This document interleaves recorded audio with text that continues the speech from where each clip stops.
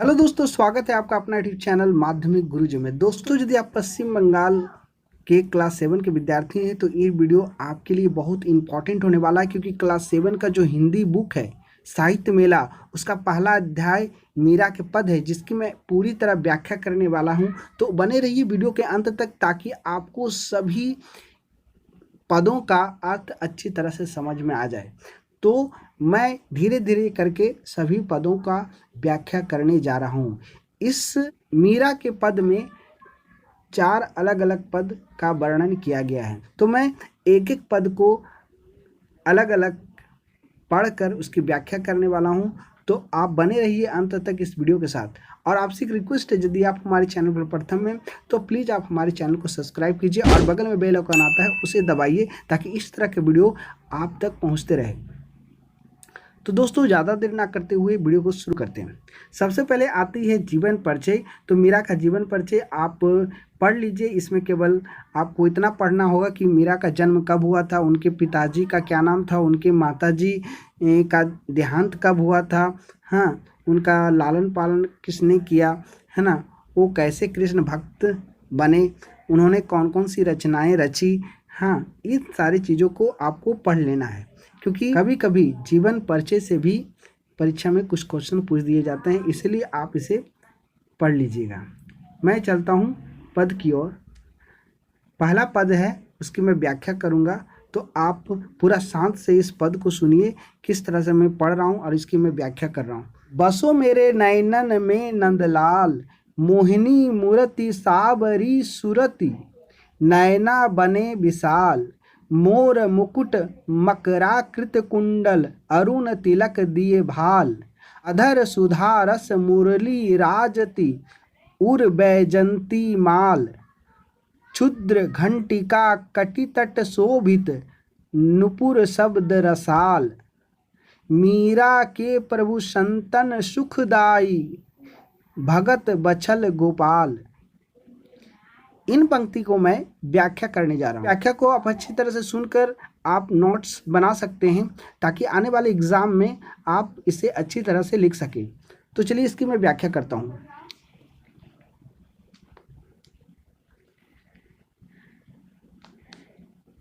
मीरा श्री कृष्ण को अपने नेत्रों में बसाना चाहती है। वह कहती है कि हे प्रभु, आप सदा हमारे नयनों में निवास कीजिए। मीरा कृष्ण का वह रूप अपने नेत्रों में बसाना चाहती है जिनका रूप मन भावन है, जो सांवले सलोने रूप वाले हैं, नेत्र विशाल है, और जिनकी मस्तक पर मयूर पंखों से बना मुकुट शोभायमान है, मकर के आकार का कुंडल कानों में शोभित है, मस्तक पर लाल टीका है, उनके अधोर पर अमृत रस का पान करती मुरली सुशोभित है, वृक्ष स्थल पर बैजंती की माला है, कमर में छोटे छोटे घुंघरू सुशोभित है, पैरों में घुंघरू की ध्वनि बड़ी मधुर है। मीरा कहती है, प्रभु श्री कृष्ण संतों को आनंद प्रदान करने वालों तथा अपने भक्तों के प्यारे हैं। मन भावन कन्हैया का वही रूप मीरा के नेत्रों में बस चुका है। अब चलते हैं अगले पद की ओर।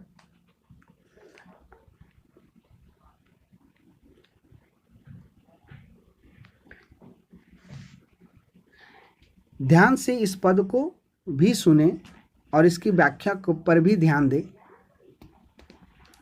हरि तुम हरो जन की पीर, द्रौपदी की लाज राखियो तुम बढ़ायो चीर, भक्त कारण रूप नर हरि धरियो आप शरीर, हिरणाकश्यप मरि लिन्हो धरियो नाहिन धीर, डूबते गजराज राखियो कियो बाहर नीर, दासी मीरा लाल गिरधर हरो मेरी पीर। इसमें मीरा जी कह रहे हैं कि हे प्रभु कृष्ण,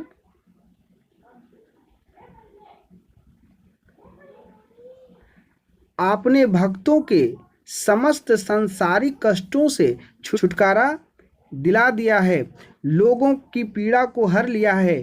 कृष्ण ने अपने अनेक भक्तों की रक्षा की है।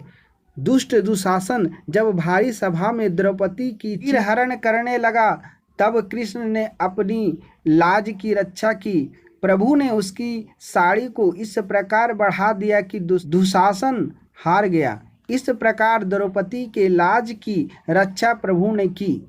भक्त प्रहलाद की रक्षा के लिए प्रभु ने नरसिंह का रूप धारण किया और हिरण्यकश्यप का वध कर प्रहलाद की रक्षा की। इसके लिए प्रभु ने तनिक भी देरी नहीं की। जल में ग्राह के द्वारा खींचे जाने पर गजराज डूबने लगा, तब उन्होंने प्रभु श्री कृष्ण को पुकारा। प्रभु ने तुरंत उसे जल से बाहर निकाल कर उसकी रक्षा की।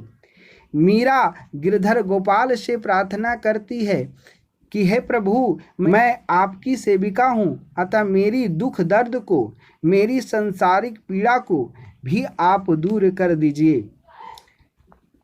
अब हम लोग चलते हैं आगे पद की ओर। जो पद संख्या 3 है, इसे मैं पढ़ रहा हूँ और इसकी मैं व्याख्या कर रहा हूँ। सभी का आप नोट्स बना लीजिए ताकि आप अच्छी तरह से इनकी व्याख्या कर सकें आने वाले परीक्षा में। तो चलिए पद संख्या 3 में चलते हैं। जागो बंसी बाले ललना, जागो मेरे प्यारे, रजनी बीते भोर भयो है, घर घर खुले केवाड़े। गोपी दधी है कंगन के झनकारे, उठो लाल जो भोर भई है, सुरनर ठाढ़े द्वारे। ग्वाल बाल सब करत कोलाहल, जय जय शब्द उचारे। माखन रोटी हाथ में लीनी, गौवन के रखवाले। मीरा के प्रभु गिरधर नागर, शरण गहे को तारे।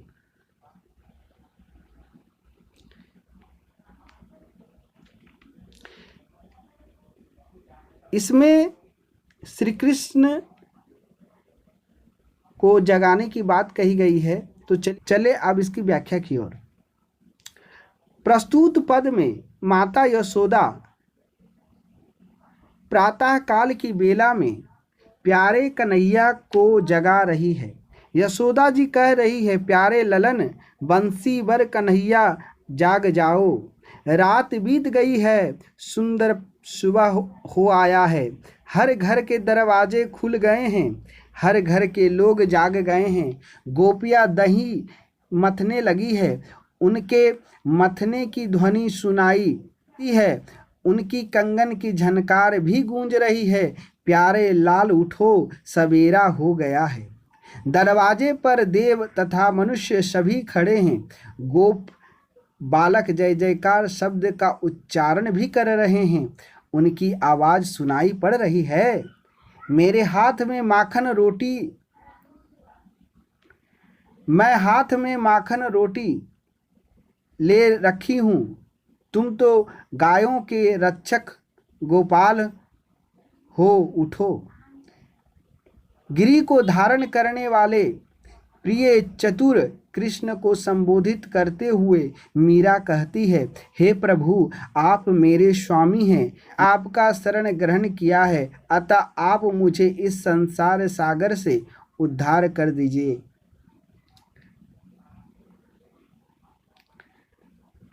आगे पद की ओर चलते हैं। पद संख्या 4, ये अंतिम पद है इस कविता की। तो चलिए इसकी व्याख्या भी मैं कर देता हूँ। पहले ध्यान देते हैं पंक्ति की ओर।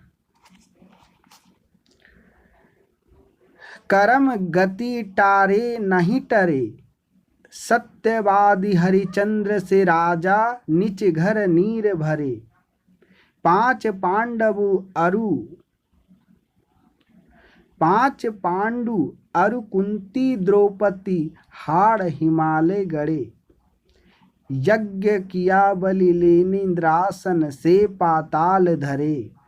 मीरा के प्रभु गिरधर नागर, विष से अमृत करे। इस पंक्ति की मैं व्याख्या करने जा रहा हूँ। आप ध्यान से इस व्याख्या को भी सुने। प्रस्तुत पद के माध्यम से मीरा जी कहना चाहते हैं कि इस संसार के हर व्यक्ति को कर्म का परिणाम भोगना पड़ता है। मीरा कहती है कि कर्म का परिणाम सभी को भोगना पड़ेगा। कर्म की गति टालने से भी नहीं टल सकती।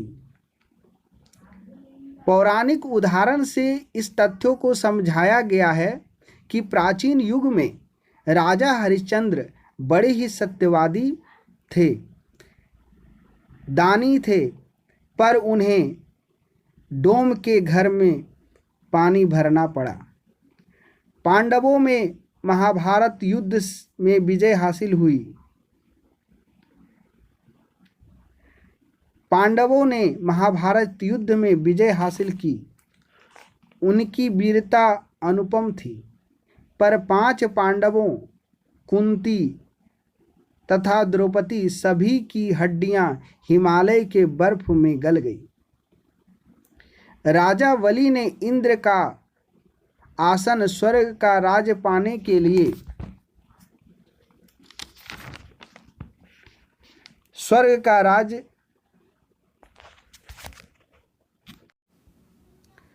राजा बलि ने इंद्र का आसन, स्वर्ग का राज पाने के लिए यज्ञ किया, पर वे स्वर्ग नहीं पहुँचे बल्कि पाताल में जाना पड़ा। मीरा का कथन यह है कि गिरधर गोपाल ही उनके जीवन में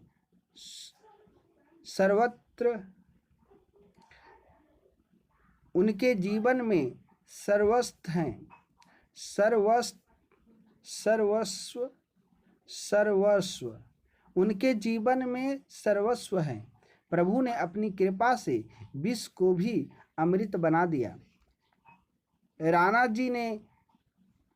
जी ने उसे मारने के लिए उसे विष का प्याला दिया। राणा जी ने